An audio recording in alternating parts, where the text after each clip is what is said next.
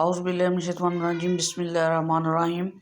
ایک اسٹوڈنٹ تھا جو کہ PPSC کا ایگزام دیا تھا، اور اس کا ایگزام جو ٹیسٹ تھا وہ کلیئر ہو گیا تھا۔ اس کے انٹرویو کے لیے بلایا تھا، اور اس جو چند کویسچن اس کے ذہن میں تھے اس نے میرے ساتھ شیئر کیا ہیں۔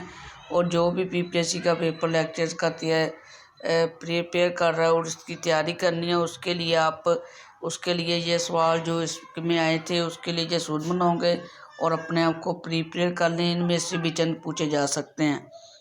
یہ جو کویسچنز ہیں جو آپ کو نظر آ رہے ہوں گے، یہ آپ پریپیئر کر لیں۔ جو کہ MA اردو کیا ہوا ہے اس کے لیے یہ بہت امپورٹنٹ ہے، ٹھیک ہے۔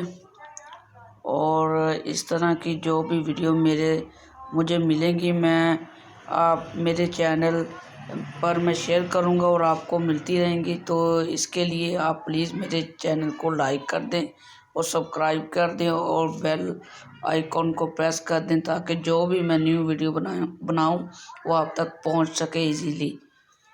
تھینکس مائی واچ ویڈیو۔